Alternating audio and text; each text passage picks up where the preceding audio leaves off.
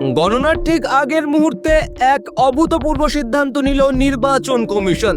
Result ঘোষণার মাত্র কয়েকদিন আগে দক্ষিণ 24 পরগনার ফলতা বিধানসভা কেন্দ্রের সমস্ত 285টি বুথেই পুনর্নির্বাচনের নির্দেশ দিয়েছে কমিশন। একটি বা দুটি বুথ নয়, একটি গোটা বিধানসভা কেন্দ্রের সমস্ত বুথ বাতিল করে পুনরায় ভোটের নির্দেশ। বাংলার নির্বাচনী ইতিহাসে এই ঘটনা কার্যত নজিরবিহীন। তাহলে কি ঘটেছিল ফলতায়? গত 29 এপ্রিল দ্বিতীয় দফার ভোটের দিন ফলতা বিধানসভা কেন্দ্রে একের পর এক গুরুতর অভিযোগ উঠতে থাকে।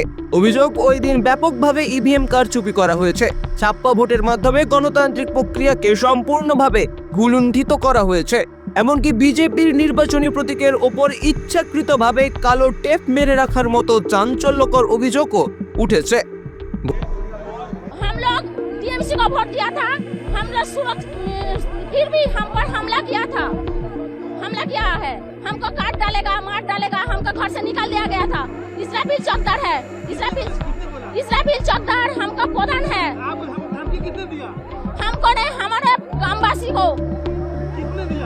इसराफिल चौकदार यहाँ पे जीपी के प्रधान है, टीएमसी के नेता है।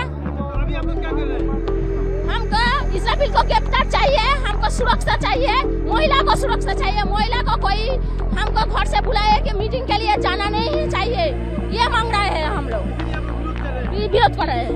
ভোটারদের ভয় দেখানো এবং বুথ দখলের অভিযোগও সামনে এসেছে। শুধু অভিযোগেই সীমাবদ্ধ থাকেনি বিষয়টি।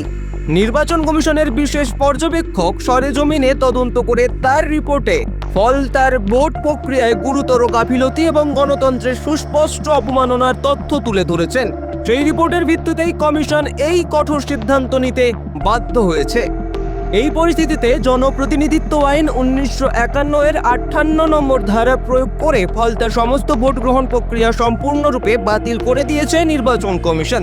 এই ধারা অনুযায়ী যদি কোনো ভোট গ্রহণ প্রক্রিয়ায় এতটাই গুরুতর অনিয়ম হয় যে সুষ্ঠু নির্বাচন হয়নি বলে কমিশন মনে করে, তাহলে গোটা ভোট গ্রহণ বাতিল করে পুনরায় নির্বাচনের নির্দেশ দেওয়া যায়।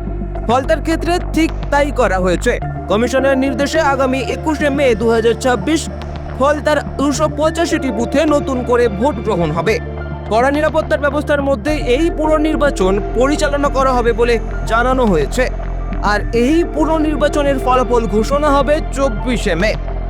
উল্লেখ্য, শুধু ফলতাই নয়, এর আগে ডায়মন্ড হারবার ও মগরাহাট পশ্চিম কেন্দ্রের মোট 15টি বুথেও পুনরায় ভোট হয়েছে।